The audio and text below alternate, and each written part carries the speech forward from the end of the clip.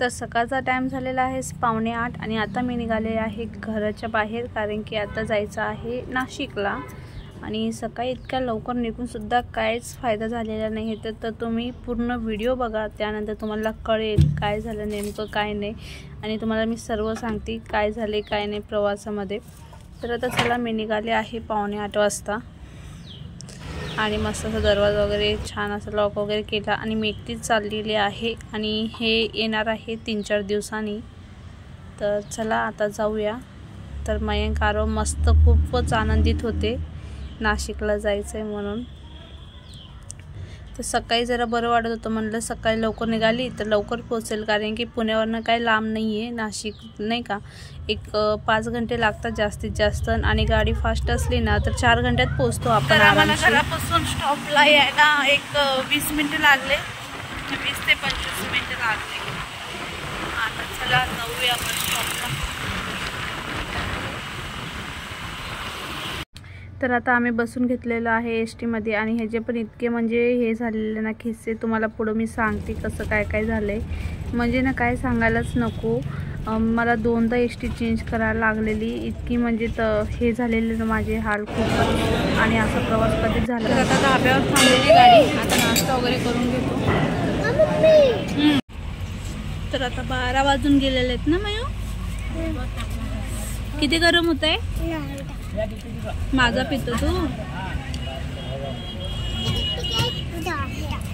तर सकाळी जी 8:30च्या दरम्यान ST हल्ली होती ती डायरेक्ट 12-12:30ला थांबली होती, आणि पोरंसुद्धा इतके कंटाळून गेले होते, आणि त्यात बससुद्धा मध्ये बंद पडली होती, तिथंच थांबलो। आणि ते काय झालं, STच म्हणजे खूपच खटारी झालेली होती, आणि ती बस इतकी स्लो होती ना, खूपच स्लो होती, त्यामुळे मला 6-6.5 घंटे लागले यायसाठी, आणि त्यात पोरं पण इतके म्हणजे कंटाळून गेले ना खूपच, आणि इतकं गरम होतं, प्रचंड प्रमाणात गरम होत होतं बघा खूपच। आणि मयंकला तर खूपच त्रास झाला, मयंकने तर उलटी वगैरे पण केली, आणि असा प्रवास माझ्यासोबत कधीच नाही। पहिल्यांदा असं झालं की बस बंद पडली, परत दुसऱ्या बसमध्ये जाऊन बसायला लागलं मला, ती पण एवढी बॅग आणि 2 पोरांना घेऊन, म्हणजे खूपच वैताग ना, काय सांगायलाच नको।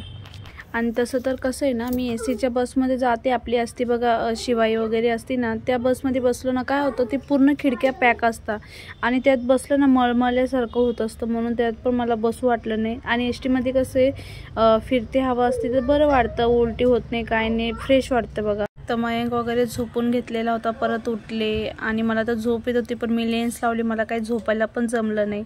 आणि त्यानंतर ना स्टॉपला पण सोडलेलं खूपच लांब, आणि मग तेवढं लांब म्हणजे एक अर्धा किलोमीटर एवढं लांब सोडलेलं, परत मग मी तिथे रिक्षा स्टॉपपाशी आली आणि बसली बघा, किती घाम येत होता मला खूपच। आणि आता मी चाललेले आहे घरी।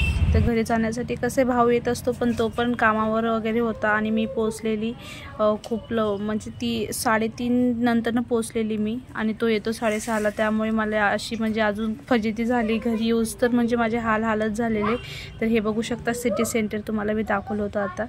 तर इथं पप्पा आले होते बॅग वगैरे घ्यायला, तर बघू शकता पोरं एकदम असे पप्पाला हे करून घेतलेले, पकडून घेतलेले, खूप आनंद त्यांना होत असतो नाशिकला यायचं म्हटलं तर। आणि आता रस पित आहे, इथं 12 महिने रस मिळतो, आणि इतका मस्त राहतो ना, खूपच छान। आणि मी इथं आले ना, रस आमचं चालूच असतो बघा।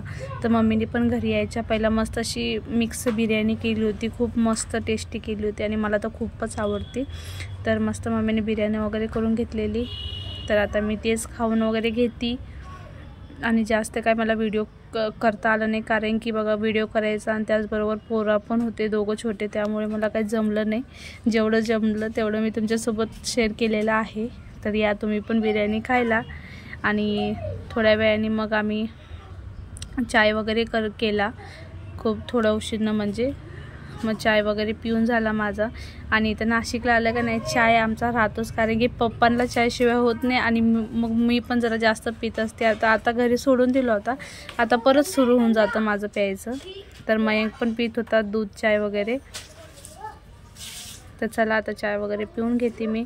आणि तर आता आलेली आहे मी दुकानात थोडा वेळ फिरायला असंच, आणि आज खूप त्रास झाला प्रवासामध्ये, काय सांगायलाच नको, म्हणजे इतका ना। आणि त्यात भाऊ वगैरे पण आला नव्हता घ्यायला, कारण की तो गेला होता कामाला, आणि बॅग पण खूप जड होती, ती घेऊन मला रिक्षा स्टॉपपर्यंत मी गेली, परत तिथून मग रिक्षा करून आली. बस आता मस्तपैकी बसायचं दुकानात. हे बघा मम्मीचं दुकान, A to Z हे सर्व वस्तू आहे बघा. कॉस्मेटिकचं पण आहे.